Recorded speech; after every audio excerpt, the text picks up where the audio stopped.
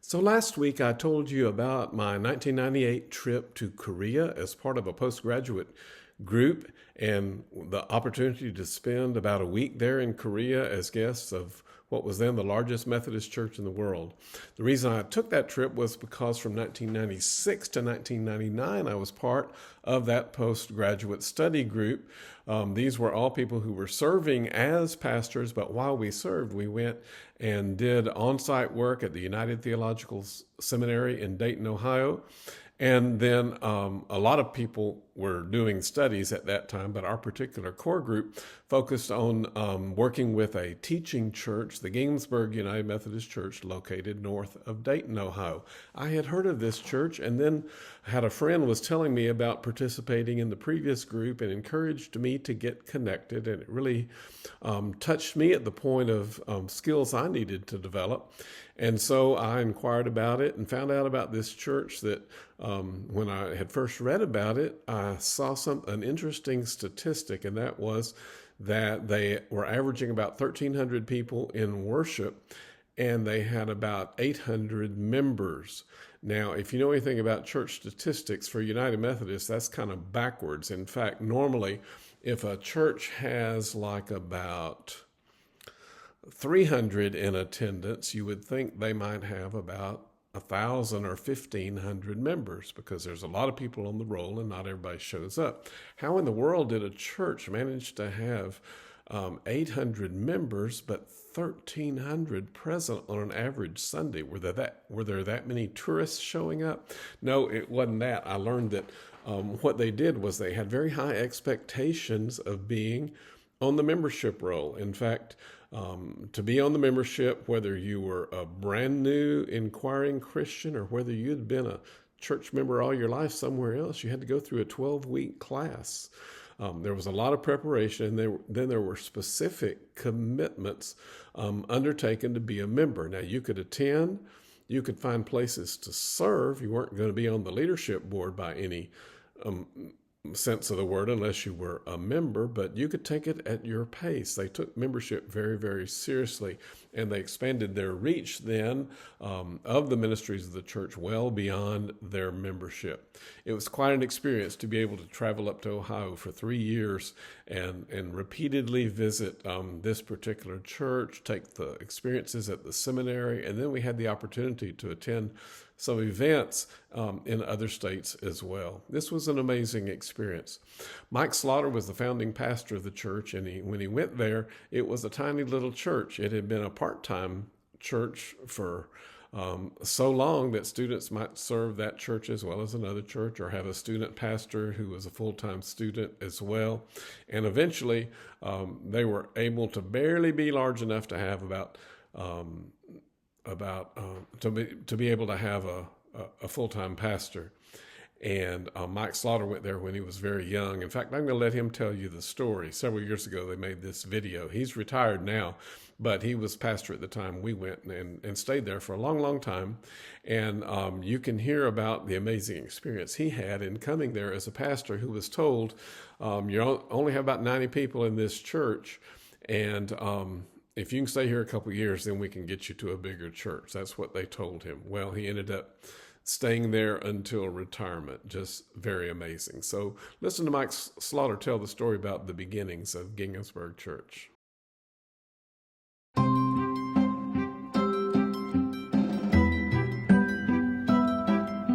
Family. I never expected to know that word so deeply. During the summer of 1979, Carolyn and I moved to a tiny town on the outskirts of Dayton, Ohio. It was a little no-name town called Ginghamsburg or something. I was a newly appointed pastor at a rundown, 117 years old, 3-room country church. Like most young pastors, I was moved there with the promise of one day moving to a city church if I did a good job. But Carolyn and I knew that if we wanted to see a miracle, we were going to have to stay. After all, God was in the business of raising the dead. There was only one name that was going to turn that little town around, the name of Jesus. Sooner than we could pronounce Ginghamsburg, Carolyn and I were thrust into one of the most difficult seasons of our life. Ginghamsburg quickly grew from 90 in attendance to about 60. It must have been my gift of irritation. But God was up to something. I would catch a glimpse of it every Sunday. One person here, one person there. They were the few with a slight forward lean and Bible pages scribbled with notes. In secret, Carolyn and I invited these people to our home to begin a revolution, something the world had never seen. At first, it was simple. A food pantry, a gently used clothing store, home groups. But what began as a seed of hope in a lonely town north of Dayton has become a vibrant display of abundant life, as promised by the master of it all. Well, you can see how amazing that story was and why we fell in love with the ministries of Ginghamsburg. To see that transformation and to see the bold vision, we learned so much from them as a teaching congregation, how they pursued excellence in worship, how they used all kind of creative ministries and made a big difference in the world. It was always inspiring to come together and always have a special place in my heart for the ministries of Ginghamsburg. Now, like all United Methodist churches in the last several years or so, they've gone through the ups and downs that every church has, the ups and downs of COVID, the ups and downs of denominational dissension about how we are going to minister in a world of increasing diversity. There are churches that just pulled back and said, we're not going to go there. And then there are churches like our church and Ginghamsburg Church that just said, we're here to face the future and be there in ministry for all people.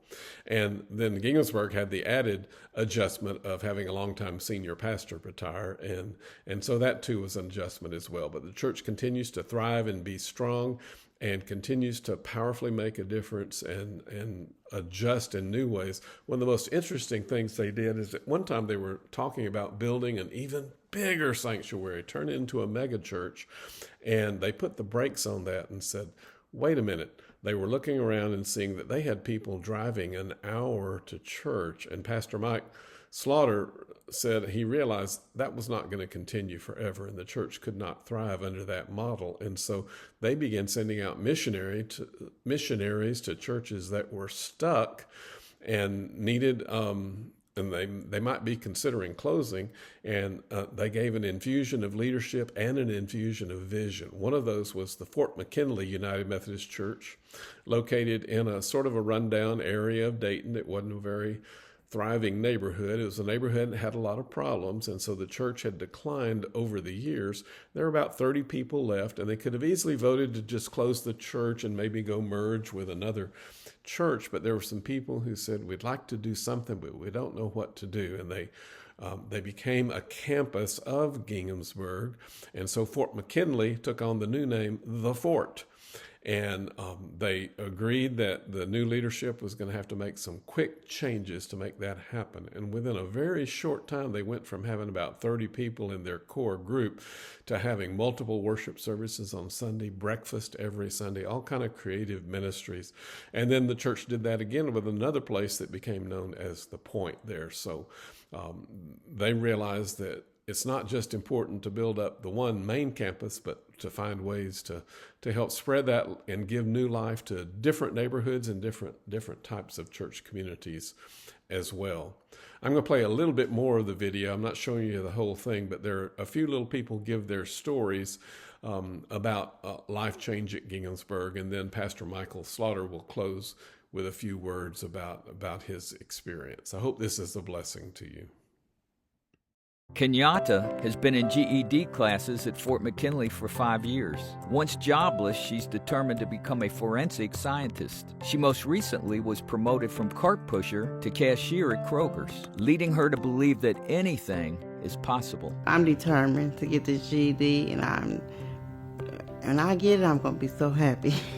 JD and Darla have been married for 35 years, but they've been unchurched for 40. Rediscovering themselves as empty nesters, they stumbled into worship one Sunday morning at the Point. What really sums it all up is the peace and tranquility that we've been searching for 40 years.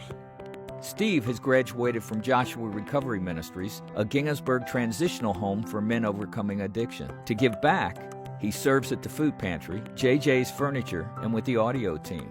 The church has given me a life back, and this is my way to give back, to this community, to the church.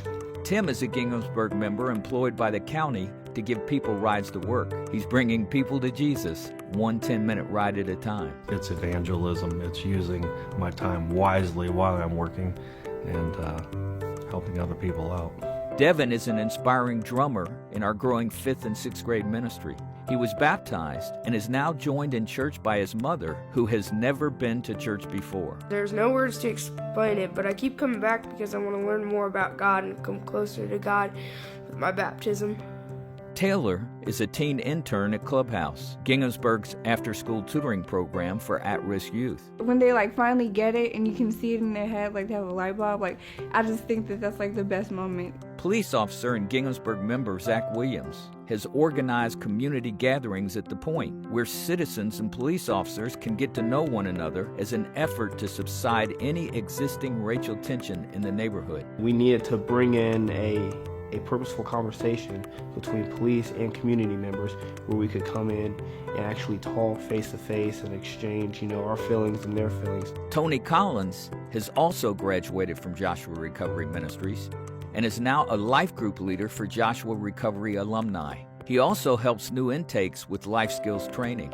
Joshua, and I'm not the only person that says this, it is the best model for recovery that I've ever seen. Andy, who's pursuing a career in media, has found a home serving with the media team at Ginghamsburg. The media team has helped me grow with hands-on experience, just everything in general. It's starting to come together to me now. The stories go on and on and on.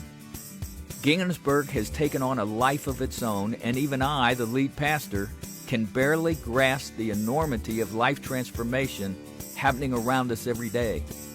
From the explosive growth in our children's ministry to the far-reaching love of our mission teams and life groups, nothing has amazed me more than what God has done with this little no-name 3-room country church. A simple exploration of the word family in the dictionary reveals its origin in the Latin word familia, which means the servants of the household. Carolyn and I came looking for a revolution.